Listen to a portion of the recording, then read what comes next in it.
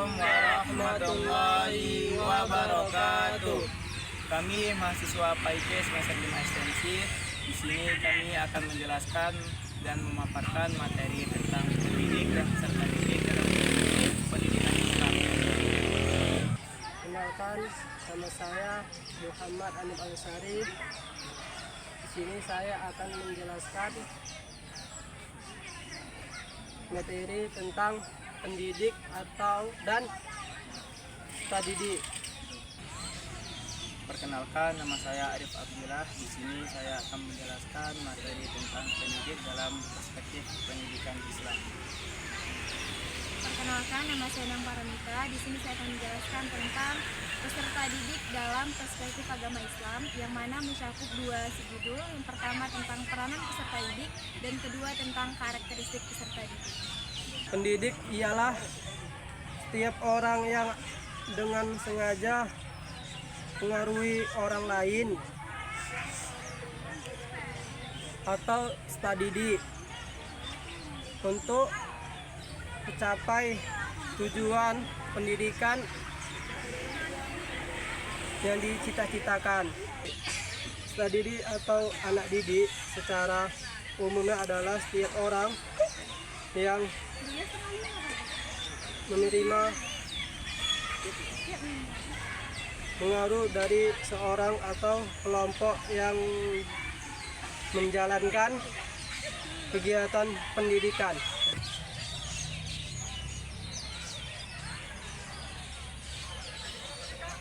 Baiklah, di sini saya akan menjelaskan materi tentang pendidik dalam perspektif pendidikan Islam.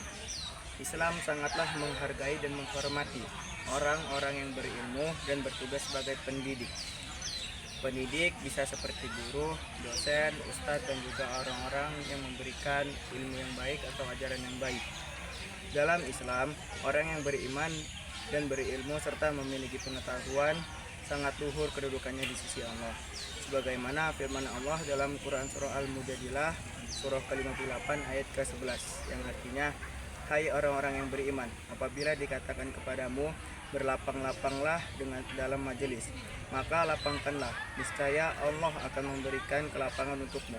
Dan apabila dikatakan, berdirilah kamu, maka berdirilah, niscaya Allah akan meninggikan derajat orang-orang yang beriman di antara kamu, dan orang-orang yang diberi ilmu pengetahuan beberapa derajat.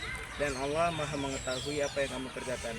Pendidik memiliki beberapa fungsi mulia, di antaranya yang pertama yaitu bersifat pensucian, artinya sebagai pemelihara diri, pengembang serta pemelihara fitrah manusia. Yang kedua ialah memiliki fungsi pengajaran, artinya sebagai penyampai ilmu pengetahuan dan berbagai keyakinan kepada manusia agar mereka menerapkan seluruh pengetahuan dalam kehidupannya sehari-hari. Maka dari itu, peran pendidik sangatlah berperan penting dalam proses pendidikan, karena dia yang bertanggung jawab dan menentukan arah pendidikan tersebut. Maka itulah sebabnya Islam sangat menghargai dan menghormati orang-orang yang berilmu pengetahuan dan bertugas sebagai pendidik, yang mempunyai tugas yang sangat mulia. Selain itu, Islam juga memerintahkan agar setiap muslim yang berilmu agar menyebarkan ilmunya itu kepada sesama manusia. Muslim dituntut sebagai guru. Di tengah masyarakat, muslim dituntut pula harus ada sekelompok orang yang mencurahkan segenap profesinya untuk bertindak atau bekerja sebagai guru dan juga sebagai pendidik. Hal ini tercermin dalam Quran surah At-Taubah ayat ke-122, yang artinya, tidak sepatutnya orang-orang mukmin itu pergi semuanya ke medan perang. Mengapa tidak pergi dari tiap-tiap golongan di antara mereka beberapa orang untuk memperdalam pengetahuan mereka tentang agama, dan untuk memberi peringatan kepada kaumnya apabila mereka telah kembali kepadanya, supaya mereka itu dapat menjaga dirinya. Baiklah, saya akan menjelaskan tentang peserta didik dalam pendidikan Islam. Yang pertama yaitu peranan peserta didik. Peranan anak didik adalah mengerahkan segenap potensi yang dimilikinya untuk memilih jalan manakah yang akan ditempuh atau dikembangkan, sesuai dengan dalil Quran Surah At-Taubah ayat 122, yang mana artinya adalah, dan tidak sepatutnya orang-orang mukmin itu semuanya pergi ke medan perang. Mengapa sebagian dari setiap golongan di antara mereka tidak pergi untuk memperdalam pengetahuan agama mereka dan untuk memberi peringatan kepada kaumnya jika mereka telah kembali agar mereka dapat menjaga dirinya. Dalam proses pendidikan, kedudukan peserta didik sangatlah penting. Proses pendidikan tersebut akan berlangsung dalam situasi pendidikan yang dialaminya. Dalam situasi pendidikan, anak didik sebagai manusia yang belum dewasa merasa bergantung kepada pendidiknya. Selanjutnya yaitu tentang karakteristik peserta didik. Yang mana? Yang pertama yaitu tubuh anak sebagai anak didik selalu berkembang, sehingga semakin lama semakin dapat menjadi alat untuk menyatakan kepribadiannya.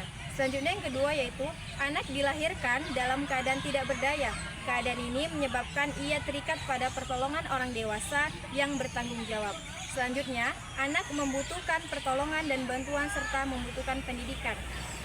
Anak mempunyai daya eksplorasi dan anak mempunyai dorongan untuk mencapai emansipasi dengan orang lain. Jadi, peserta didik dengan pendidik merupakan satu kesatuan yang sangat berkaitan satu sama lain.